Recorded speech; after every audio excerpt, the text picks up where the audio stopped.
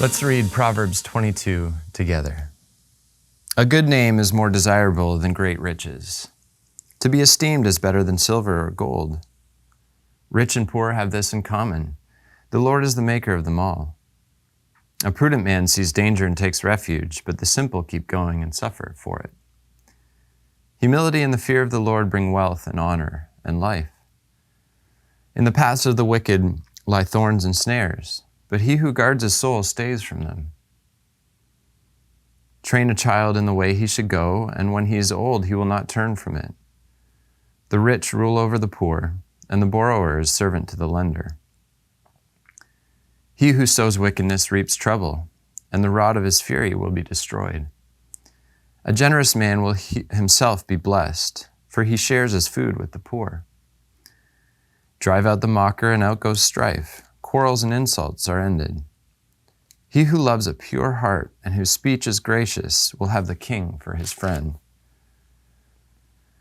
The eyes of the Lord keep watch over knowledge, but he frustrates the words of the unfaithful.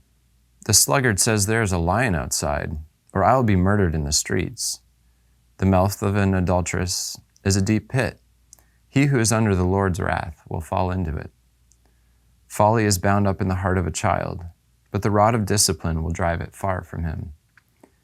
He who oppresses the poor to increase his wealth, and he who gives gifts to the rich, both come to poverty.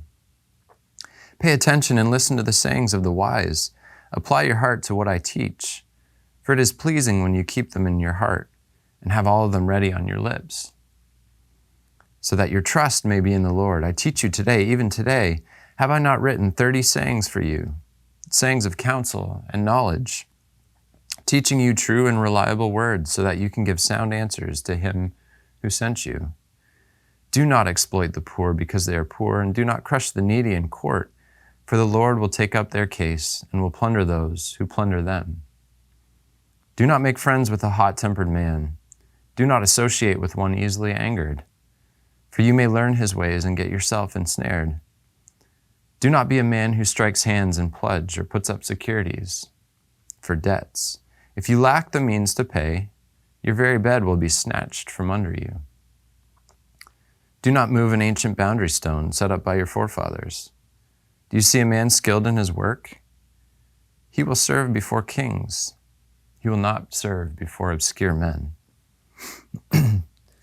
We could spend a lot of time working through the wisdom found in chapter 22, but I want to focus on a small section in verse 4, where we read, "Humility and the fear of the Lord bring wealth and honor and life."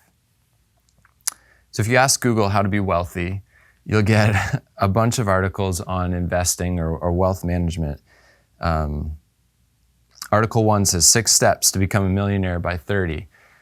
Well, that ship sailed for me quite a few years ago. So I went back to the ancient, timeless wisdom of Proverbs, where it says a rich man and an honorable life and life itself comes from humility and the fear of the Lord. And in the Old Testament, the fear of the Lord is an expression meaning reverential trust, including the hatred of evil. All life is upheld and sustained by the Lord. So where do you find yourself today? Where can you humble yourself? And where can you relinquish control and turn your trust to God? Living a wealthy and honorable life comes from the fear of the Lord. Have a great day.